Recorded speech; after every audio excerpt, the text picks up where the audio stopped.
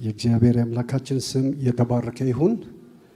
በምህረቱ በፊቱ እንድንሆን የረዳን ጌታ የተባረከ ይሁን። ከእግዚአብሔር ቃል አንድ ስፍራ ቆመን እናንብብና ጥቂት እንጸልያለን።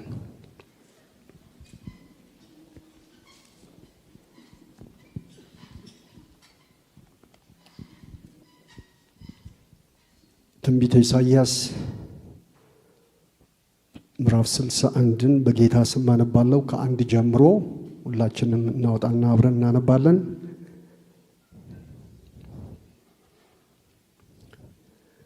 በጌታ ስም አነባለሁ። የጌታ የእግዚአብሔር መንፈስ በእኔ ላይ ነው፣ ለድሆች የምስራችን እሰብክ ዘንድ እግዚአብሔር ቀብቶኛልና፣ ልባቸው የተሰበረውን እጠግን ዘንድ፣ ለተማረኩትም ነፃነትን፣ ለታሰሩትም መፈታትን እናገር ዘንድ ልኮኛል። የተወደደችውንም የእግዚአብሔርን ዓመት አምላካችንም የሚበቀልበትን ቀን እናገር ዘንድ፣ የሚያለቅሱትንም ሁሉ አጽናና ዘንድ፣ እግዚአብሔር ለክብሩ የተከላቸውን የጽዮንን ዛፎች እንዲባሉ ለጽዮን አልቃሾች አድርግላቸው ዘንድ፣ በአመድ ፈንታ አክሊልን፣ በለቅሶም ፈንታ የደስታ ዘይትን፣ በሐዘንም መንፈስ ፈንታ የምስጋናን መጎናጸፊያ እሰጣቸው ዘንድ ልኮኛል። አሜን። እንጸልይ። ከብዙ ዓመታት በፊት ማለት ይሄ ትንቢት ከተነገረ ከ700 ዓመት በፊት ስለ ጌታችን ስለ መድኃኒታችን ስለ ኢየሱስ ክርስቶስ ወደዚህ ምድር ከመምጣት ጋር ተያይዞ የተነገረ ትንቢት ነው። ይሄ ትንቢት ደግሞ ፍጻሜ አግኝቶ አምላክ ሰው ሆኖ ወደ ምድር መጥቶ ይሄ የተነገረው ትንቢት ሁሉ ፍጻሜ ያገኘ ነው። የጌታ የአምላካችን ስም የተባረከ ይሁን። ለብዙዎቻችን መጽናናት፣ ለብዙዎቻችን ከስራት መፈታት፣ ለብዙዎቻችን ከድቅድቅ ጨለማ ወደሚደነቅ ብርሃን መምጣት የጌታችን የኢየሱስ ክርስቶስ ወደዚህ ምድር መምጣት ዋና ነገር ነበረ። የእግዚአብሔር የአምላካችን ስም የተባረከ ይሁን። ስለ ጌታችን ስለ መድኃኒታችን ስለ ኢየሱስ ክርስቶስ ክብር ለእርሱ ይሁን። እግዚአብሔር አብ ስለላከልን ስለዚህ ሥጋ ለብሶ ስለመጣው ጌታ ክብርን እንሰጣለን። ሃሌሉያ! ክብር ለሱ ይሆን፣ ክብር ለሱ ይሆን። እናመሰግንሃለን፣ እናከብረሃለን፣ ከፍ ከፍ እናረጋሃለን። አባት ሆይ ስም ይባረክ። ጌታ ሆይ ስም ይባረክ። በምህረትህ ስላገኘነው ስለዚህ መልካም ቀን ስም ይባረክ። ከፍ ከፍ እናረጋሃለን። አንተ መልካም ነህ እግዚአብሔር። ከብዙ ዘመን በፊት ለልጆች አስበህ እግዚአብሔር ሆይ ለፈጠርከው ሰው አስበህ እግዚአብሔር ሆይ ልጅህን ወደዚህ ምድር ልከሃል። እርሱ ደግሞ እግዚአብሔር ሆይ የመጣበትን ተልእኮ ፈጽሟል። ስለ በደላችን ስለ መተላለፋችን በመስቀል ላይ ሞቷል። ሞቶ አልቀረም፣ በሦስተኛው ቀን ከሙታን ተነስቷል። ደብቆ በአብ ቀኝ አለ፣ ተመልሶ ይመጣል። ሃሌሉያ ሃሌሉያ! ተመልሶ የሚመጣ ጌታ አለን። ሃሌሉያ! ተመልሶ የሚመጣ ጌታ አለን። ሃሌሉያ! አባት ሆይ ዓይኖች በምድር ሁሉ ዙሪያ ስለሆኑ እናከብረሃለን። ልጆችን ስለሚመለከቱ እናከብረሃለን። እግዚአብሔር ሆይ ስም ይባረክ። ስለ ምድራችን እናከብረሃለን። እግዚአብሔር ሆይ እናመሰግንሃለን። በየትኛውም መንገድ በዚች ምድር ላይ የሚሰለጥን መንፈስ የተመታ ይሆን፣ ስራው የፈረሰ ይሆን፣ እቅዱ የፈረሰ ይሆን፣ መምጫ መንገዱ የተዘጋ ይሆን፣ ጥንስሱ የተደፋ ይሆን፣ በጌታ በኢየሱስ ክርስቶስ ስም ቋንቋን የሚደበላልቅ መንፈስ የተወጋ ይሆን። ተቃውሙት። በናዝሬቱ በኢየሱስ ክርስቶስ ስም ስራችሁን አፈረሰን፣ እቅዳችሁን አፈረሰን፣ መምጫ መንገዳችሁን ዘጋን። በኢየሱስ ስም ምድሪቷን ልቀቁ። በኢየሱስ ስም ምድሪቷን ልቀቁ። ልቀቁ በጌታ በኢየሱስ ስም። ልቀቁ በጌታ በኢየሱስ ስም። አትችሉም። በክርስቶስ ኢየሱስ ክቡር ደምችን ምድር ረጫለን።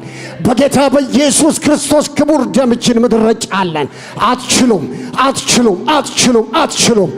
በጌታ በኢየሱስ ስም፣ በጌታ በኢየሱስ ስም፣ በጌታ በኢየሱስ ስም ደም ሊጠጣ ያሰፈሰፈ መንፈስ በኢየሱስ ስም የተገለበጠ ይሆን። በኢየሱስ ስም የተጠረገ ይሆን። ትቢያ በንፋስ እንዲጠረግ ይጠረግ። ሰም በሳት ፊት እንዲቀልጥ የቀለጠ ይሆን። አይከናወንለት፣ አይከናወንለት። በጌታ በኢየሱስ ስም አይከናወን። ይበተን፣ አሁን ይበተን። ከሰሜኑ ላይ ይበተን፣ ከመሃሉ ላይ ይበተን፣ ከምስራቁ ከምዕራቡ ላይ ይበተን፣ ከደቡቡ ላይ ይበተን። በኢየሱስ ስም ይበተን፣ በኢየሱስ ስም ይበተን። ስራችሁ ይፍረስ፣ እቅዳችሁ ይፍረስ፣ መምጫ መንገዳችሁ ይዘጋ። ጥንቆላ፣ ሟርት፣ ድግምት በኢየሱስ ስም የተነቀለ ይሆን። ልቀቁ፣ ልቀቁ በኢየሱስ ስም፣ ልቀቁ በኢየሱስ ስም፣ ልቀቁ በኢየሱስ ስም። በጌታ በኢየሱስ ስም ምድሪቷን ልቀቁ፣ ምድሪቷን ልቀቁ።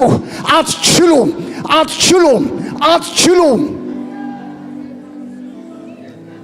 ሬቫጋ ፓላዲና ማክራቫጋ እንዳላባዲያና ማስታ ሌቫዲያ ካፓያ ዶፓራዲያና ክሌሬቤዲና ማስታ ኢየሱስ የእግዚአብሔር ልጅ፣ ኢየሱስ የእግዚአብሔር ልጅ። አባቶ ይሄ የቀባውን ስም በምድራችን ላይ እንጠራለን። ይሄ ገናናውን ስም እግዚአብሔር ሆይ ይሄ መፍጠር የሚችለውን ስም እንጠራለን። በምድራችን ላይ እንጠራለን። በኢትዮጵያ ላይ እንጠራለን። በመሪዎቻችን ላይ እንጠራለን። እግዚአብሔር ሆይ ሪቫላ ቫጋንዳ ላባዲና ማክሌቤሬቤዲያስ ሬቫላ ባራባላ ጋላባዲና ማጋንዳ በናዝሬቱ በኢየሱስ ክርስቶስ ስም በነገሥታት ላይ ስምን እንጠራለን። በመሪዎቻችን ላይ ስምን እንጠራለን። የበታች ሹማምንቶች ላይ ስምን እንጠራለን። አቤቱ ፍትህ በዚች ምድር ላይ እንዲዘርግ በጌታ በኢየሱስ ስም እንጸልያለን። አቤቱ ስለ ፍትህ እንድትነሳ እንጸልያለን። እግዚአብሔር ሆይ ስለ ድሆች እንድትነሳ እንጸልያለን። ስለ ኢኮኖሚው እንድትነሳ እንጸልያለን። እግዚአብሔር ሆይ አቤቱ እግዚአብሔር ሆይ ሐዘን በቃ፣ ጭንቀት በቃ። አቤቱ እንቆቅልሽ ይፈታ። የትኛውም ቋጠሮ ከምድራችን ላይ የተነቀለ ይሆን፣ የተነቀለ ይሆን። በጌታ በኢየሱስ ስም ይነሳ፣ በናዝሬቱ በኢየሱስ ስም ይነሳ። እጆቻችሁን ከፍ አድርጉ። ሃሌሉያ። ሬቫላ ጋላባራራ ባዲና ማክሌሬቤዲያስ ሬቫጋ ፓንዶሎ ቮዲና ማክሌቤሬቤዲራ ባጋንዳ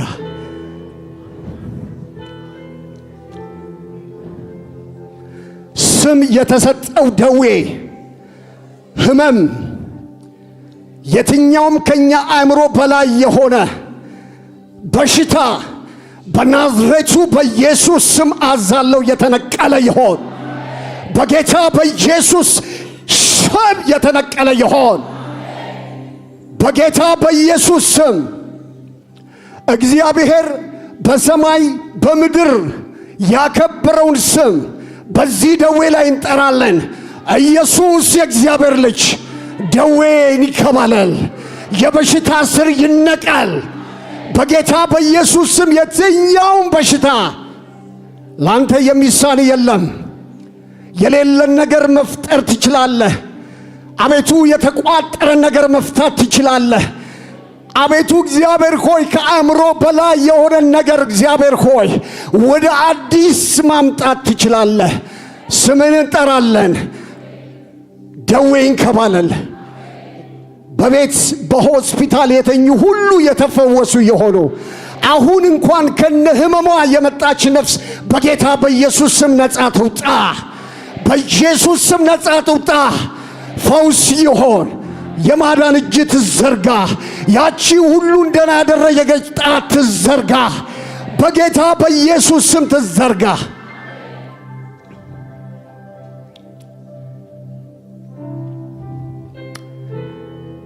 ሃሌሉያ።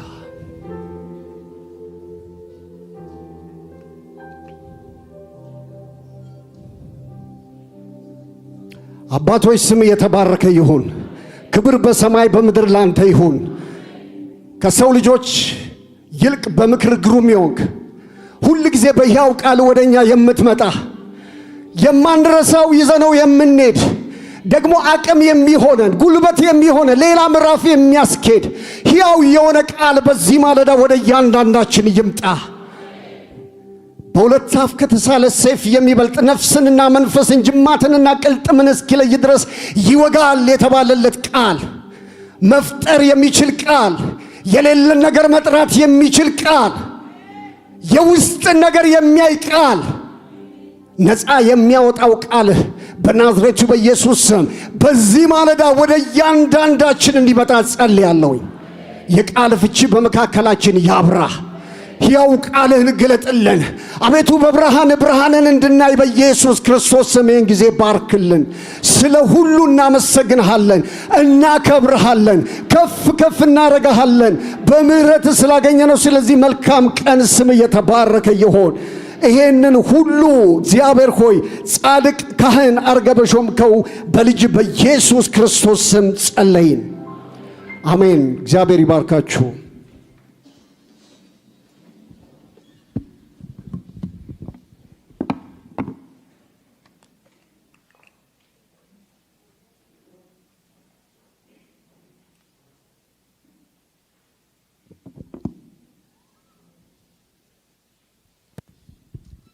ክብር ለአምላካችን ለእግዚአብሔር ይሁን። የረዳን አምላክ የተባረከ ይሁን። ሁል ጊዜ እንደማደርገው ዛሬም ደግሞ ልባርካችሁ ምፈልጋችሁ አላችሁ። በምናገለግለው አገልግሎት እንደ ጀርባ አጥንት ሆናችሁ ሁል ጊዜ ከጎናችን የምትቆሙ በግል በቤተሰብ በቤት ህብረት እንደገና እንዲሁ ልባችሁ ሲሞላ ደግሞ የምታደርጉ ሁሉ ከወንጌሉ ሥራ ጋር የምትቆሙ እግዚአብሔር ዘመናችሁን ይባርክ። እግዚአብሔር ዘመናችሁን ይባርክ። እግዚአብሔር ይባርካችሁ። በነገር ሁሉ በጉድለታችሁ እርሱ ከእናንተ ጋር ይሆን። ዘመኑ የወንጌል ነው። ለዚህ ሥራ ደግሞ ዕለት ዕለት ሳትሰለችሁ በመጽሐፍ ቅዱስ ኅብረት በየወሩ ስለምታስገቡት ለሚሽነሪዎች ስለምታስገቡት ቀለብ እግዚአብሔር ዘመናችሁን ይባርክ። እናንተ በገንዘባችሁ እነሱ ደግሞ በአካል በዚያ ስፍራ ዋጋ እየከፈሉ ያገለግላሉ። ክብር ለአምላካችን ለእግዚአብሔር ይሁን። ዛሬ እንድንካፈል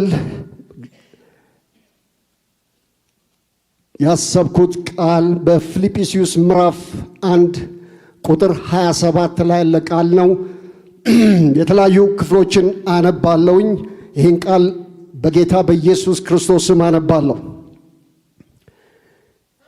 ይሁን እንጂ መጥቼ ባያችሁ ወይም ብርቅ በአንድ ልብ ስለ ወንጌል ሃይማኖት ወይም እምነት አብራችሁ እየተጋደላችሁ በአንድ መንፈስ እንድትቆሙ ስለ ኑሯችሁ እሰማ ዘንድ ለክርስቶስ ወንጌል እንደሚገባ ኑሩ። ልድገመው።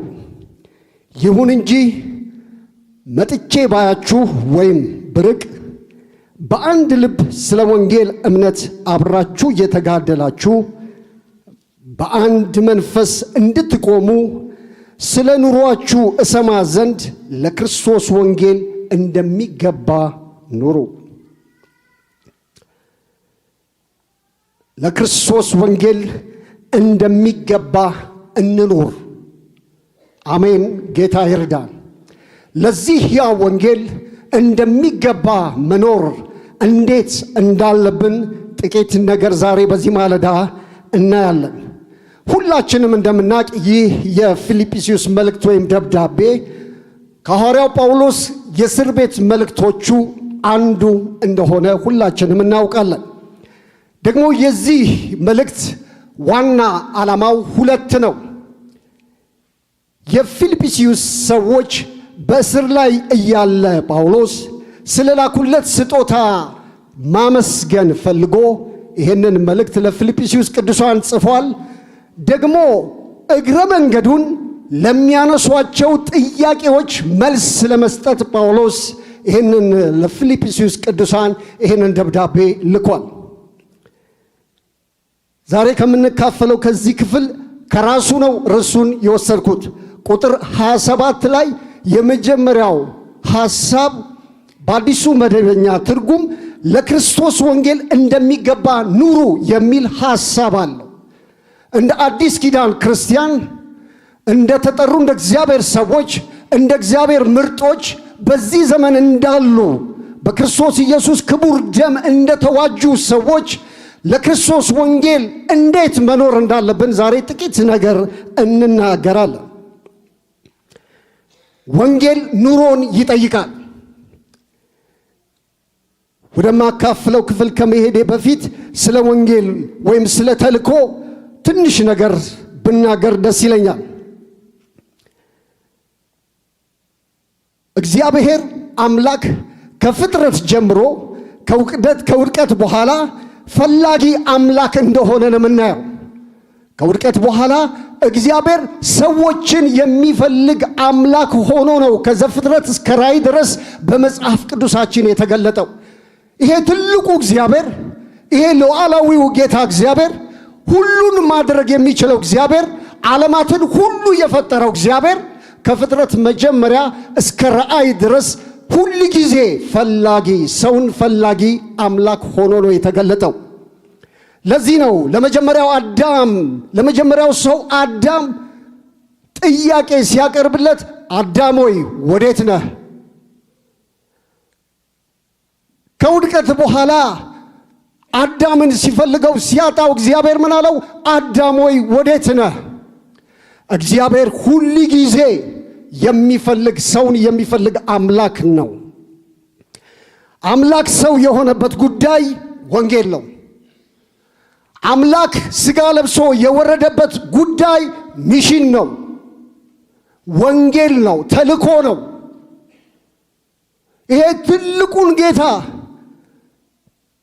በሰው አምሳል ወደዚህ ምድር እንዲመጣ ያደረገው ወንጌል ነው። መንፈስ ቅዱስ ወደ ምድር እንዲመጣ ያደረገው ነገር ይሄ ወንጌል ነው፣ ተልእኮ ነው። የጠፋውን ሰው መፈለግ ከራሱ ከእግዚአብሔር አብ ጥንት የጀመረ ተልእኮ ነው። ዛሬ ላለችውም ቤተ ክርስቲያን ዋና ስራዋ ወንጌል ነው። ዋና ተልእኮዋ ወንጌል ነው። ዋና ትኩረቷ መሆን ያለበት ወንጌል ነው። የየዕለት እንቅስቃሴዋም ወንጌል መሆን አለበት። ለክርስቶስ ወንጌል እንደሚገባ እንኑር። ወንጌል ወይም ሚሽን የተልኳችን የጥሪያችን አንዱ ዓላማ ነው። ትዝ ይላችኋል ጴጥሮስ የጻፈላቸው ቅዱሳን ከድቅድቅ ጨለማ ወደሚደነቅ ብርሃኑ የጠራችሁን የእርሱን በጎነት እንድትናገሩ የተመረጣችሁ የንጉሥ ካህናት ቅዱስ ሕዝብ ለእርሱ የተለየ ወገን ናችሁ ይላችኋል። መጠራታችሁ ለክህነት አገልግሎት ነው። መጠራታችሁ ለማስታረቅ አገልግሎት ነው ይላችኋል። ጥሪያችሁ ከማዳን ጋር የተያዘ ነው። መካከለኛ ከመሆን ጋር የተያዘ ነው። ደግሞ ከድቅድቅ ጨለማ ወደሚደነቅ ብርሃን መጥታችኋል። በዚህ ምድር ስትኖሩ ብርሃን ልትሆኑ ነው። በዚህ ምድር ስትኖሩ ጨው ልትሆኑ ነው። የሰው ኑሮ ጣዕምና ጤና እንዲኖረው ልታደርጉ ነው ይላችኋል። ለወንጌል እንደሚገባ እንኑር ስንል ስለዚህ ወገኖች ለክርስቶስ ወንጌል እንደሚገባ እንኑር ካልን ራሳችንን በዚህ ዘመን ኑሯችንንና ደግሞ ይህንን ወንጌል ሚዛን ላይ ልናስቀምጥ ይገባል። ለዚህ ለከበረ እውነት አምላክ ሰው ለሆነበት ለዚህ ታላቅ ተልእኮ የኔ ኑሮ እንዴት ነው? ወንጌል እንዴት ነው ልንል ይገባል። በእጄ ላይ ያለው ወንጌል እንዴት ነው? ኑሮዬ እንዴት ነው? ሁለቱን ዛሬ እንድናይ ነው የምፈልገው። ጳውሎስ ለፊልጵስዩስ ቅዱሳን መጥቼ ባያችሁ ወይም ብርቅ ላያችሁ እመኛለሁ፣ እግዚአብሔር ሁኔታዎች ሲያመቻቹልኝ መጥቼ አያችኋለሁ። ግን ሩቅም ብሆን አንድ ነገር አሳስባችኋለሁ፣ በአንድ ልብ ስለ ወንጌል እምነት ተጋደሉ። በአንድ መንፈስ አብራችሁ ቁሙ። ስለምን? ስለ ወንጌል። ስለምን? ስለ ሚሽን። ስለምን? ስለ ተልኮ፣ ስለ ትልቁ ተልኮ። በምንም መንገድ በተቃዋሚዎች አትሸበሩ። ወንጌል በራሱ ባህሪው ነው፣ ተቃውሞ አለበት። በሰላም አትናገሩም የሌላ መንግስት ስለሆነ ከዛኛው መንግስት የሆኑ ወንጌል እንዲሰበክ ስለማይፈልጉ በተቻለ መጠን የእግዚአብሔር የክብሩ ብርሃን ወንጌል እንዳያበራላቸው የዚህ ዓለም ገዢ የማያምኑትን ሐሳብ አሳወረ እንደሚል ሰዎች እግዚአብሔር የሆነው እውነት እንዳይገለጥላቸው የዛኛው መንግስት ደግሞ ሲሶ መላእክቱ ትልቁ ሰይጣንና ሲሶ መላእክቱ ሁሉ ጊዜ የእግዚአብሔር ቃል ለሰዎች እንዳይገለጥ ይጋርዳሉ፣ ይከላከላሉ፣ የተለያየ ነገር ያደርጋሉ። ሰዎች ስለ ዝሙት ብታወራቸው ችግር የለባቸውም። ስለ ጭፈራ ብታወራቸው ችግር የለባቸውም። ነገር ግን ኢየሱስ ብትሉ ይነቃነቃሉ፣ ያዝናሉ፣ ይበሳጫሉ፣ ብዙ ነገር ለማድረግ ይነሳሉ። ጳውሎስ የፊልጵስዩስ ቅዱሳንን የሚላቸው ለዚህ ወንጌል ተጋደሉ። እየኖራችሁ ኑሯችሁን እየኖራችሁ ነገር ግን ዋናውን ነገር እንዳትረሱ ኑሩ። መኖር መልካም ነው። በዚህ በጌታ ሕይወት መኖር በራሱ ታላቅ ነገር ነው። ነገር ግን ተልኮ በእጃችሁ አለ፣ ሚሽን በእጃችሁ አለ። እየኖራችሁ ስለ ወንጌል እየኖራችሁ ስለተሰጣችሁ ተልኮ እንድታስቡ እፈልጋለሁ። ደግሞ በምንም መንገድ ተቃዋሚዎች ቢበዙ አትሸበሩ። ለምን? ለእናንተ የመዳናችሁ ለነሱ ለመጥፋታቸው ምልክት ስለሆነ ይላቸዋል። ወንጌል ስንሰብክ ተቃውሞ ከበዛ መዳናችሁን በሱ አረጋግጡ ብሏል ጌታ። ቃል እንደሱ ነው የሚለው። ለነሱ የመጥፋታቸው ለናንተ የመዳናችሁ ምልክት ስለሆነ ነው። ወንጌል ስትናገሩ ብዙ ተግዳሮት ከገጠማችሁ ባህሪው ነው ይላቸዋል። ለወንጌል ዓላማና ግብ ምቹ ሁኑ ይላቸዋል። እየኖራችሁ በምድር ላይ ለተጠራችሁበት ሕይወት እየኖራችሁ ግን ለወንጌል ዓላማና ግብ ምቹ ሁኑ፣ ተመቻቹ። በምንም መንገድ ከሰዎች ጋር በሚኖረን ግንኙነት በምንም መንገድ ሰዎችን አዙረን ወደዚህ ወደ ከበረው እውነት ወደዚህ ወደ ታላቅ ተልኮ አብራችሁ ሻይ ስትጠጡ፣ አብራችሁ ቡና ስትጠጡ፣ አብራችሁ ወጣ ገባ ስትሉ፣ አብራችሁ ወቅት ስታደርጉ እግዚአብሔር በመንፈሱ መልእክትን እንዲሰጣችሁ ጸልያችሁ ያ አብራችሁ ያለ ሰው ክርስቶስን እንደ ግል መድኃኒቱ አድርጎ ያልተቀበለ ከሆነ እግዚአብሔር ሆይ እንዴት አድርጌ ይህን ሰው ወደዚህ እውነት ላምጣው ብላችሁ ጸልያችሁ መልእክት ተቀብላችሁ ድርሻችሁን መወጣት። ማዳን እግዚአብሔር ነው። እኛ ሰዎችን አናድንም። ነገር ግን ያገኘነውን አጋጣሚ በሙሉ በመጠቀም ይህንን የምስራች እንናገራለን። ኑሯችን ደግሞ ወንጌል። እኛ የዚህ ዘመን ክርስቲያኖች ወይም አማኞች፣ አገልጋዮች፣ መሪዎች ለወንጌል ዓላማና ግብ ምቹ ልንሆን ይገባል። ምንም አይነት ፕሮግራም እናደርግ፣ ሰዎች ይድናሉ፣ ሰዎች የምስራችሁን ይሰማሉ። በዚህ ውስጥ ለሰዎች መዳን የምናተርፈው ምንድነው ብለን ማሰብ መቻል አለብን። የትኛውንም ነገር ስናስብ ሰዎች የሚድኑበትን ነገር ልናስብ ይገባል። እግዚአብሔር ብዙ መንገዶችን ሄዶ ብዙ ስራዎችን ሰርቶ ግን ደግሞ የሚያስበው አንድ ልጁን ወደዚህ ምድር ልኮ ሰዎችን ማዳን።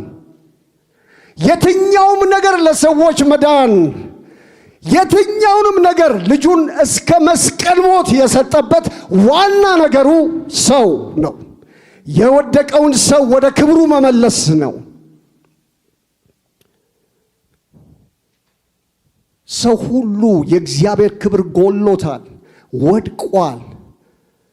ከነበረው የክብር ስፍራ ወርዷል። ከእግዚአብሔር ተለይቷል። በመንፈሱ ሙት ሆኗል። ይሄ በመንፈሱ ሙት የሆነውን ሰው ሁለተኛው አዳም ወደዚህ ምድር የመጣው በመንፈስ ሙት የሆነውን ሰው መንፈሱን ሕያው ለማድረግ ነው። እኛ ደግሞ በዚህ ዘመን ለዚህ ተጠርተናል። ለዚህ ምክንያት መሆን ይጠበቅብናል። መጽሐፍ ቅዱስ ወንጌልን የሚመጥን ኑሮ መኖር እንደሚቻል ከጌታችን ከመድኃኒታችን ከኢየሱስ ክርስቶስ ሕይወት ያስተምረናል። ወንጌልን የሚመጥን ኑሮ መኖር ይቻላል? አዎ፣ መጽሐፍ ቅዱስ አዎ ይቻላል ይለናል። እንዴት? ወንጌልን የሚመጥን ኑሮ መኖር የሚቻለው እንዴት ነው? ወንጌልን የሚመጥን ኑሮ መኖር የሚቻለው መኖር የሚቻለው ከጌታ የምንማረው የመጀመሪያው ነገር በማቴዎስ ወንጌል ምዕራፍ 9 ከቁጥር 35 ጀምሮ ያለውን ቃል አንብብ። እንደዚህ ይላል። ኢየሱስም በምኵራቦቻቸው እያስተማረ የመንግሥትንም ወንጌል እየሰበከ በሕዝቡም ያለውን ደዌና ሕማም ሁሉ እየፈወሰ በከተሞችና በመንደሮች ሁሉ ይዞር ነበር። ብዙ ሕዝብም ባየ ጊዜ እረኛ እንደሌላቸው በጎች ተጨንቀው ተጥለው ነበርና አዘነላቸው። በዚያን ጊዜ ለደቀ መዛሙርቱ መከሩ ብዙ ነው፣ ሰራተኞች ግን ጥቂቶች ናቸው። እንግዲህ የመከሩን ጌታ ወደ መከሩ ሰራተኞችን እንዲልክ ለምኑት አላቸው ይላል።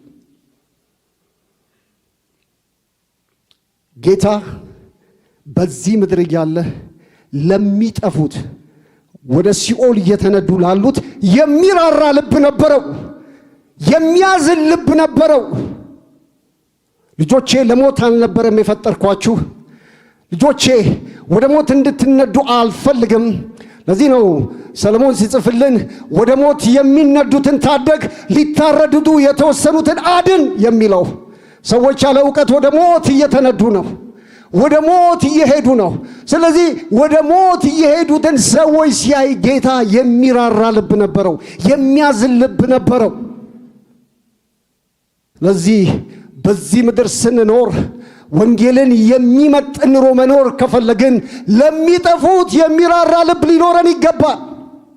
ወደ ሞት እየተነዱ ያሉትን እያየን ዝም ማለት የለብንም። እናዝናለን ወይ? እንደ ጌታ የሚራራ ልብ አለን ወይ? እሱን በደንብ እንድታስቡት ፈልጋለሁ። ዛሬ ኢየሱስ ክርስቶስ በጨለማ ላሉት፣ ለበአጋንንት ለታሰሩት፣ ለሚቅበዘበዙት፣ ግራ ለተጋቡት የሚራራ ልብ ነበረው፣ የሚያዝን ልብ ነበረው። እረኛ እንደሌላቸው በጎች ተጨንቀው ተጥለው ነበርና አዘነላቸው። እንግዲህ የመከሩን ጌታ ወደ መከሩ ሰራተኞች እንዲልክ ለምኑት አላቸው። እንዲልክ የሚለውን የጥንቱ የመጀመሪያው ትርጉም እንዲህ ይለዋል፣ ኤክሎባሎ ይለዋል። ኤክሎባሎ ማለት በኃይል ወይም ቶሎ በፍጥነት እንደማለት ነው።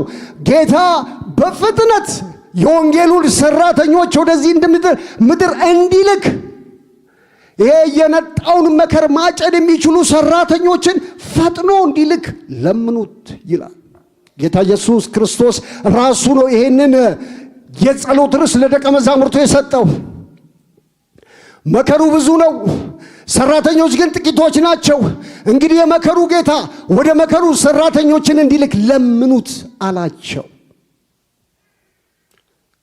ይሄ ቶሎ በኃይል በፍጥነት ሰራተኞች ካልመጡ፣ መከር ቶሎ ካልታጨደ ምን እንደሚሆን እናንተ ታውቃላችሁ። እረኛ የሌለው በግ በጣም ምስኪን ነው። ወዴት እንደሚሄድ አቅም፣ ግራ ይጋባል። ምን እንደሚበላ አቅም፣ የት እንደሚሰማራ አቅም። ግራ ለሚጋቡት፣ ወዴት እንደሚሄዱ ለማያውቁት ለነዚህ በጎች እረኛ ያስፈልጋቸዋል። የሚመልሳቸው ወደ እውነት የሚመራቸው መልካሙን ለምለሙን ስፍራ የሚያሳያቸው እረኛ ያስፈልጋቸዋል። ለዚህ ነው ጌታ ኢየሱስ ክርስቶስ እረኛ እንደሌላቸው በጎች ተጥለው ሲያይ አዘነላቸው የሚለው። ይህ ልብ ነበር ጌታ ኢየሱስ ክርስቶስን ከመንደር መንደር ከምኩራብ ምኩራብ ያንከራተተው። ይሄ ልቡ ነው። ሰው አምላክ እንዲሆን ያደረገው ይሄ ልብ ነው። ጌታ ኢየሱስ ክርስቶስ ትዝ ይላችኋል፣ ይጸልያል፣ ማልዶ ተነስቶ የአባቱን ፊት ይፈልጋል፣ ደግሞ ወደ ታሰሩት ይሄዳል። ደግሞ በተለያየ እስራት ውስጥ በአጋንንት እስራት ወዳሉት በተለያየ እስራት ውስጥ በተለያየ ስቃይና መከራ ውስጥ ወዳሉ ይሄዳል። ወንጌልን ለፍጥረት ይሰብካል። ለታሰሩ መፈታትን፣ በተለያየ ደዌ ለታሰሩት ሁሉ መፈታትን ያደርጋል። ብዙዎቹን ወደ እግዚአብሔር መንግሥት ይጨምራል። የመጣበት ዓላማ ይሄ ስለነበረ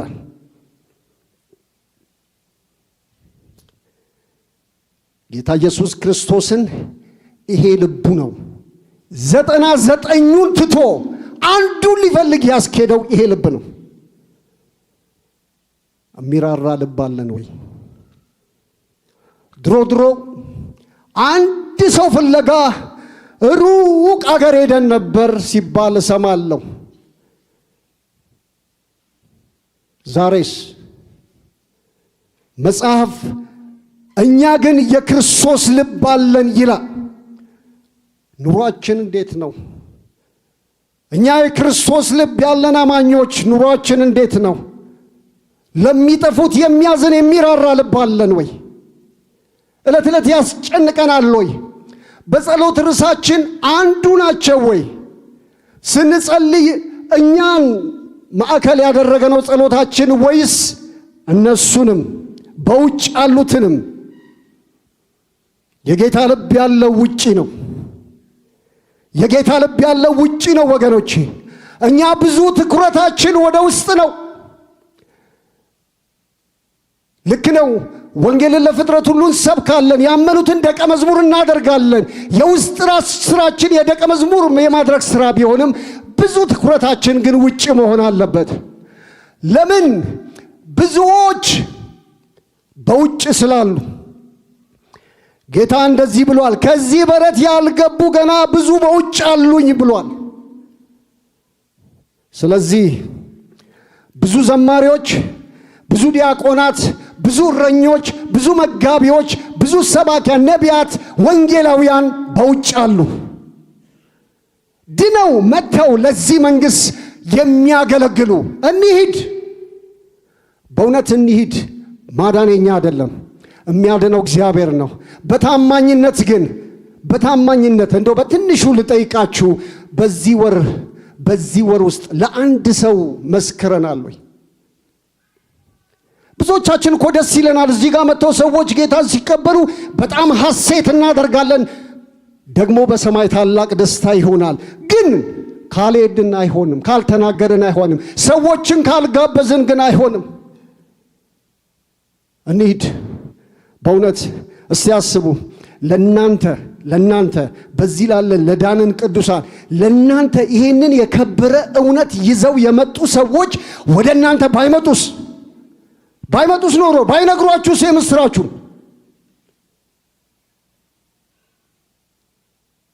ባይነግሩንስ በምን አይነት ነገር ውስጥ እንደነበርን ትዝ ይላችኋል። እኔ በጣም ቆሻሻ በነበረ ነገር ውስጥ ነበር የነበርኩት። ጥሩ ያልሆነ ነገር ውስጥ እንደነበርኩ አስባለሁ። ወንጌል ወደ እኔ ሲመጣ በጣም ጥሩ ያልሆነ ነገር ውስጥ እንደነበርኩ አስታውሳለሁ። ከዛ ጭቃ ውስጥ ነው እግዚአብሔር ያወጣኝ። ለዚህ ነው በድፍረት እኔን ካዳነ ሌሎችን የማድንበት ምንም ምክንያት የለም ብዬ ወንጌል የምሰብከው ለሱ ነው። እግዚአብሔር እኔን ካዳነ፣ እኔን ከፈወሰ፣ የኔን ቀንበር ከሰበረ ሌላውንም ያድናል። የጌታ ስም የተባረከ ይሁን። ብዙዎች በውጭ አሉ። ትኩረታችንን በውጭ እናድርግ። ስራችንን፣ እንቅስቃሴያችንን ብንመለከት ብዙ ነገራችን ወደ ውስጥ ነው። ስለዚህ እግዚአብሔር በዚህ ማለዳ አንቃንና ደግሞ ወደ ውጭ መመልከት እንድንችል እግዚአብሔር በመንፈሱ ይርዳን። ሥጋ ለብሶ የመጣው የተፉትን ለመፈለግ ነው። እኛ የት ነን? ኑሯችን ደግሞ ወንጌል። የጌታ ልብ ያለው ኃጢአተኞቹ ጋር ነው። ትዝ ይላችኋል። የእናንተ ጌታ የኃጢአተኞችና የቀራጮች ወዳጅ ነው ብለው ከሰሱት። አሁን ለእናንተ አልመጣሁም አላቸው። እናንተ ጻድቃን ናችሁ፣ እኔ ለእናንተ አልመጣሁም፣ እኔ የመጣሁት ለኃጢአተኞች ነው አላቸው። ማልዶ ይሄዳል፣ ወንጌል ለእነርሱ ይናገራል። ቀራጮች፣ ኃጢአተኞች በዘመኑ በሰው የተገፉ ከህብረተሰቡ የራቁ የተገለሉ ሰዎች ናቸው። ጌታችን መድኃኒታችን ኢየሱስ ክርስቶስ ግን ወደ እነሱ ይሄድ ነበረ። ኑ ይላቸዋል። አዎ ጊዜ ይሰጣቸዋል። አብሯቸው ይበላል፣ አብሯቸው ይጠጣል። ሌሎች አይተው እስኪከሱ ድረስ መዳን የሚገባቸው እነዚህ ስለሆኑ፣ እነዛ ሐኪም አላቸው፣ እነዚህ ሐኪም የላቸው። እነዛ ለራሳቸው የበቁ ናቸው፣ እነዚህ ያልበቁ ናቸው። ስለዚህ ላልበቁት ስለሆነ ራሳቸውን ነፃ ማውጣት ላልቻሉት ስለሆነ ጌታ የመጣው ከነዚህ ጋር ጊዜ ያጠፋል። ኃጢአተኞችን ይቀበላል፣ ይወዳል። ወደ እነሱ ሁል ጊዜ ይሄዳል። ኑ ይላቸዋል። እነሱ ደግሞ ብዙ የተገለሉ ስለሆኑ፣ ብዙ የራቁ ሰዎች ስለሆኑ ሲጠራቸው ይመጣሉ፣ በሙሉ ልብ ይቀበሉታል። እንደውም ዛሬ በቤቴ ተብሎ ይጋበዛል። እንደውም ሌሎችን ቀራጮች ሁሉ ተጠርተው በቤቱ ከጌታችን ከመድኃኒታችን ከኢየሱስ ክርስቶስ ጋር መልካም ጊዜ እንዳሳለፉና ብዙዎች ወንጌል እንደሰሙ፣ በአንዱ ቀራጭ ምክንያት ብዙ ቀራጮች፣ ብዙ ኃጢአተኞች ወንጌል እንደሰሙ ሁላችንም እናውቃለን። ወንጌልን የሚመጥን ኑሮ እንኑር ካልን አይኖቻችን የነጣውን መከር ይመልከት። ወንጌልን የሚመጥን ኑሮ የሚኖር ሰው አይኑ የተከፈተ ነው። የነጣውን መከር ማየት የሚችል ነው። እዚሁ ክፍል ላይ በዚያን ጊዜ ደቀ መዛሙርቱ መከሩ ብዙ ነው፣ ሰራተኞች ግን ጥቂቶች ናቸው። እንግዲህ የመከሩን ጌታ ወደ መከሩ ሰራተኞችን እንዲልክ ለምኑት ብሏቸዋል። አይኑ የተከፈተለት ሰው የነጣ መከራ ያል። አገራችን አሁን በጣም በሚያሳዝን ውጥረት ውስጥ ነው ያለችው። በጣም ጭንቅ ነው፣ መከራ ነው፣ ጦርነት ነው፣ ስቃይ ነው፣ ብዙ ነገር ነው። አይኑ የተከፈተለት ሰው ግን ለሱ ይሄ የነጣ መከር ነው። ሰው እንቆቅልሽ በበዛበት፣ ሰው ሐዘን በተለያየ በቃ ተስፋ መቁረጥ ውስጥ ካለ እንደ ነጣ መከር መመልከት ነው፣ ሄዶ ማጨድ ነው። አይዞ ተስፋን የሚቀጥል ካለበት ነገር ውስጥ የሚያወጣ አምላክ አለ ብሎ ይህንን የምስራች መናገር ነው። ያለው መከራ፣ ያለው ስቃይ፣ ያለው ጭንቅ በሙሉ እንደ መከር እዩት፣ እንደሚታጨድ መከር እዩት። ጌታ ኢየሱስ ክርስቶስ ያለውን ነገር በሙሉ የሚያየው በዚህ አይኑ ነበር። አይቷል። እነሱ ሀገር ሰላም ነው እያሉ ሲኖሩ ኖ ሰላም አይደለም አላቸው። ምን የነጣ መከራ አለ። ካልታጨደ ይበላሻል፣ ይሞታል፣ ይጠፋል። ስለዚህ ጸሎት ያስፈልጋቸዋል። ምን የሚል ጸሎት? የመከሩ ጌታ ወደ መከሩ ሰራተኞችን እንዲልክ ለምኑ አላቸው። ወንጌልን የሚመጥን ኑሮ መኖር ካለብን አይኖቻችን መከሩን ሊመለከቱ ይገባል። እንዲሁ ሐዋርያው ዮሐንስ በዮሐንስ ወንጌል ምዕራፍ 4 ከቁጥር 34 እስከ 35 እንደዚህ ብሏል። ኢየሱስም እንዲህ አላቸው፣ የኔስ መብል የላከኝን ፈቃድ አደርግ ዘንድ ስራውንም እፈጽም ዘንድ ነው አለ። ቁጥር 35 እናንተ ገና 4 ወር ቀርቶታል፣ መከርም ይመጣል ትሉ የለም? እነሆ እላችኋለሁ አይኖቻችሁን አንሱ፣ አዝመራውም አሁን እንደነጣ እርሻውን ተመልከቱ። ኢየሱስ የሚታየው የነጣ እርሻ ነው። የነጣ አዝመራ ነው የሚታየው፣ ሌላ ነገር አይታየው። ስለዚህ አይኑ የበራለት ሰው የሚያየው የነጣ አዝመራ ነው። የሚታጨድ ብዙ ጊዜ የሚያስፈራን የሰዎች ምላሽ ነው ለኛ። አትፍሩ። ሐዋርያት ላይ ከዚያ በላይ ደርሶባቸዋል።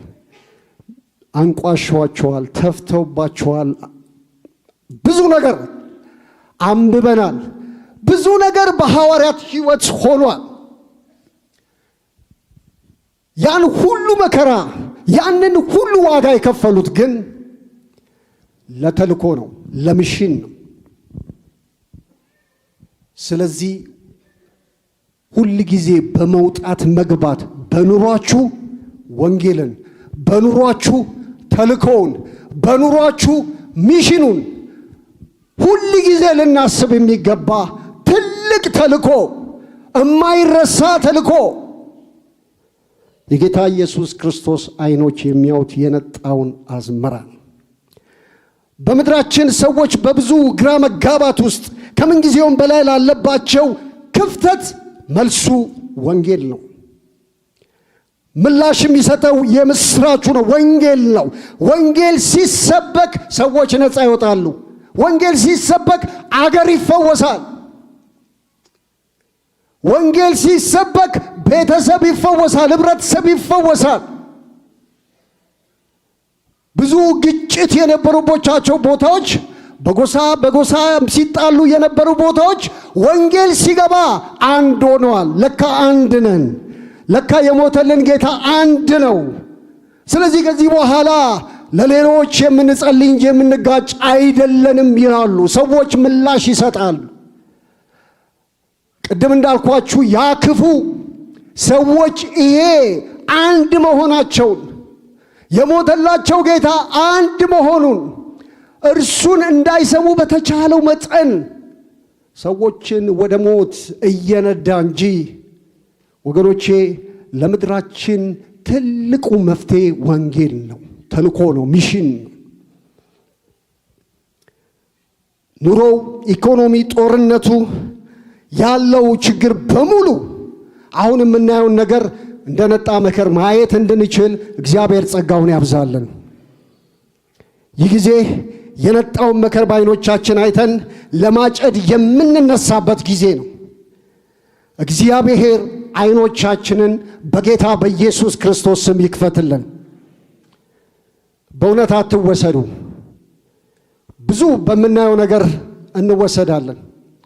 ብዙ በምናየው ነገር ሳይድ እንይዛለን። በፍጹም አታድርጉት፣ አትስሙ። እናንተ ወንጌልን ከሰማችሁ ላለው ችግር መልስ ሆናችሁ፣ ላለ ችግር መፍትሄ ሆናችሁ ነው የምትቆሙት። የጌታ ልብ የጠፉት ላይ ነው። የጌታ ዓይኖች የነጡት መከር ላይ ነው። እግሮቹ ወደ ተጨነቁት ይሄዳሉ። የኛስ ኑሯችን እንዴት ነው? ልባችን እንዴት ነው?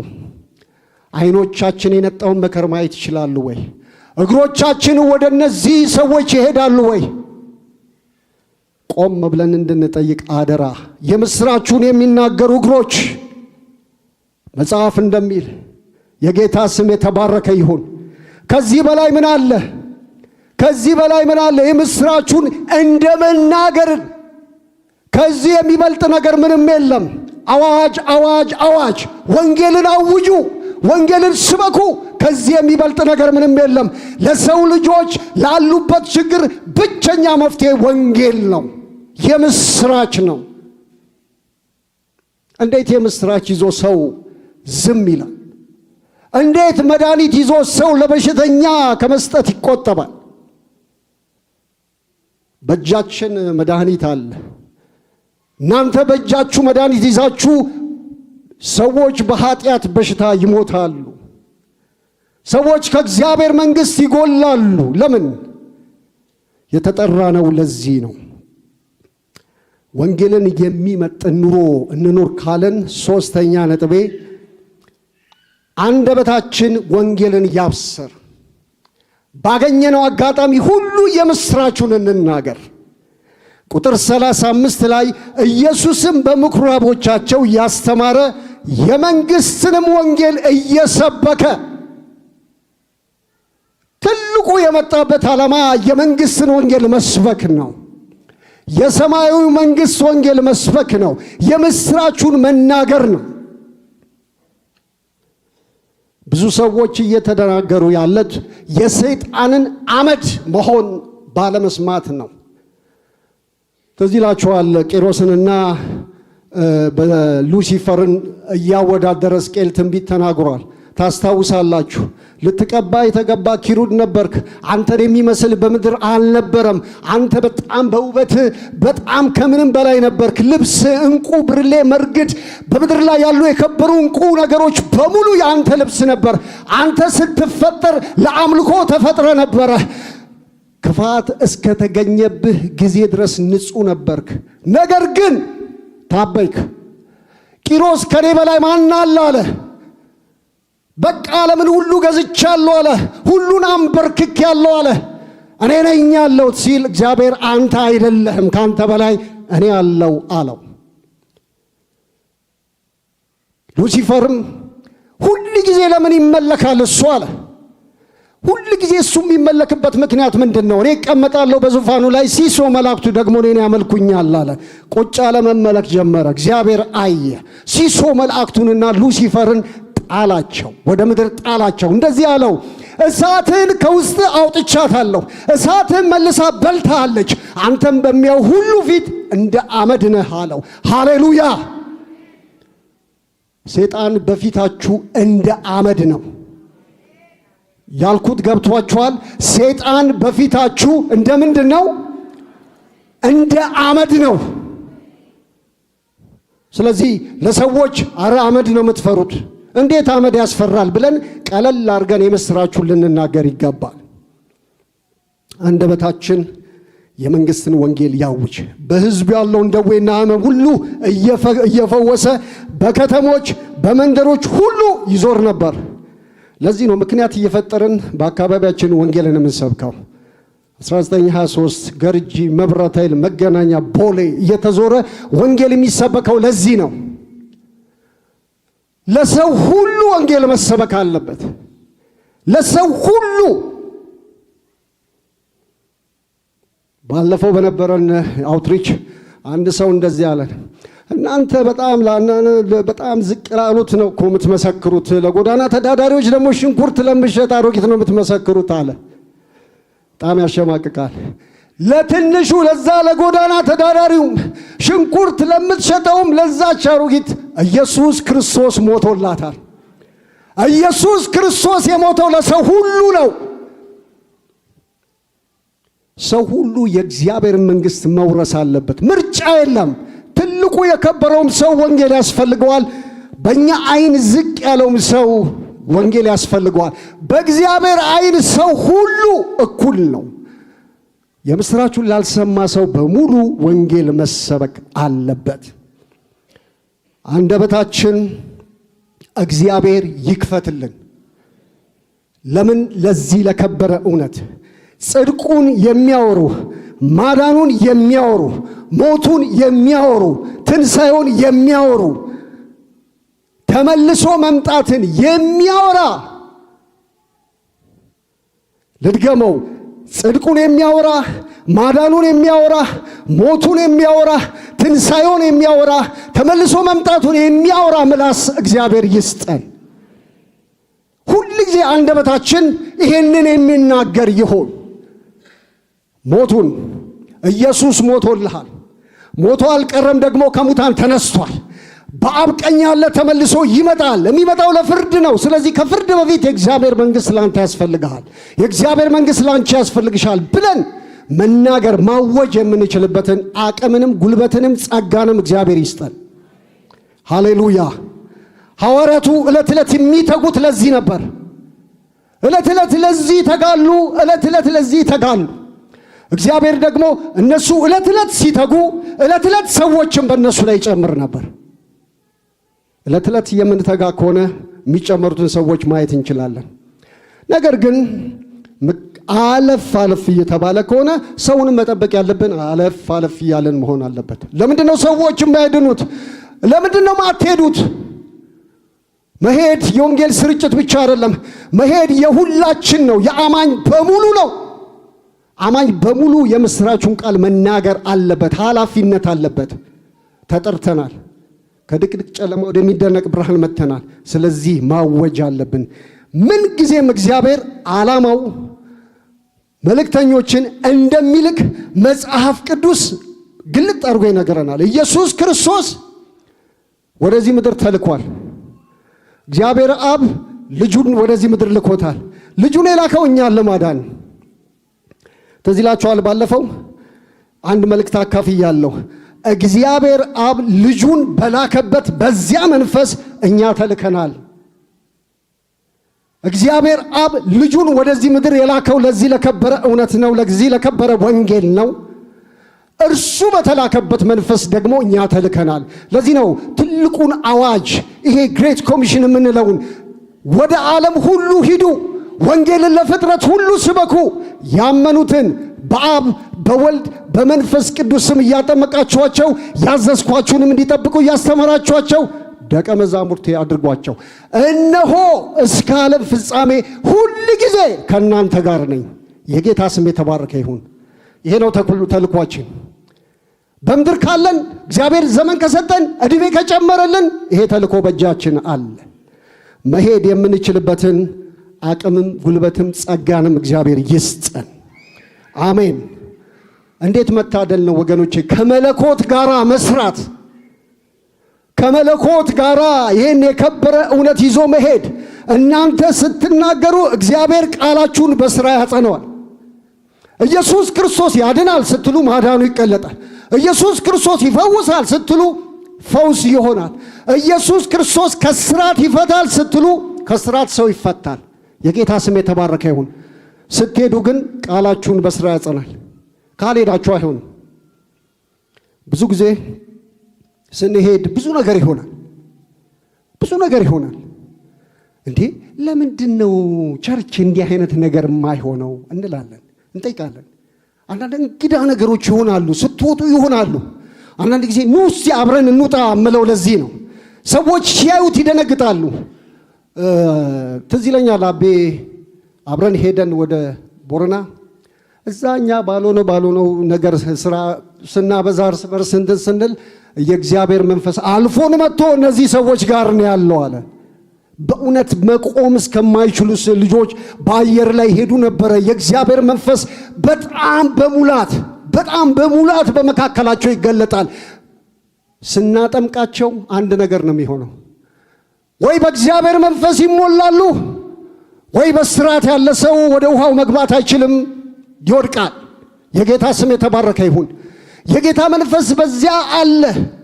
ስናጠምቃቸው ከውሃ የሚወጡት በሙሉ በእግዚአብሔር መንፈስ ይሞላሉ። በጣም የዋህ ሕዝብ ስለሆነ፣ ፈርታይል ላንድ ስለሆነ፣ ብዙ ሰዎች የሚድኑበት አካባቢ ስለሆነ፣ ልባቸው ቅን ስለሆነ የእግዚአብሔር መንፈስ በዚያ አለ። የጌታ አምላካችን ስም የተባረከ ይሁን። ወንጌልን የሚመጥን ኑሮ እንኑር ካልን የመጨረሻ አንድ ነገር ልናገርና አልጨርስ። ወንጌልን የሚመጥን ኑሮ እንኑር ካልን ለሚሽን ለወንጌሉ ሁል ጊዜ እንደምታደርጉት እናንተ በሱ ስለማትታሙ ሁል ጊዜ እንደምታደርጉት ወንጌልን የሚመጥን ኑሮ እንኑር ካልን አሁንም ለወንጌል እጆቻችሁ ይዘርጉ። ስጡ። ለወንጌል ኪሳራ የለበትም። ለወንጌል መስጠት ኪሳራ የለበትም።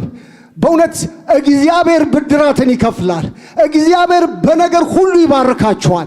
እናንተ ለወንጌል ስትሰጡ እግዚአብሔር ለእናንተ በሙላት የጌታ ስም የተባረከ ይሁን።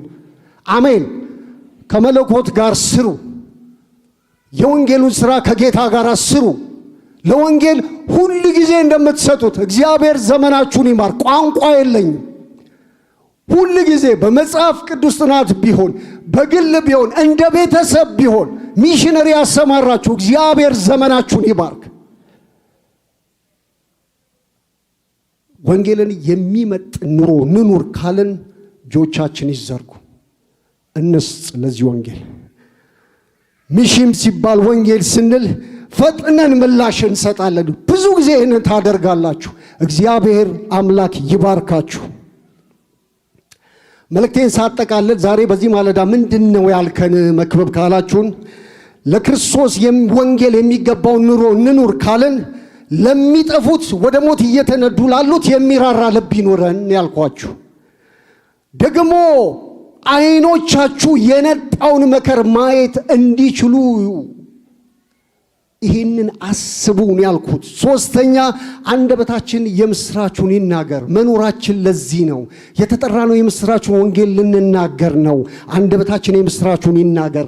አራተኛው ለሚሽን ወይም ለወንጌል እጆቻችሁ ይዘርጉ። ሁል ጊዜ እንደምታደርጉት እጆቻችሁ ይዘርጉ ለማለት ነው የቆምኩት በዚህ ማለዳ። ክብር ለአምላካችን ለእግዚአብሔር ይሁን።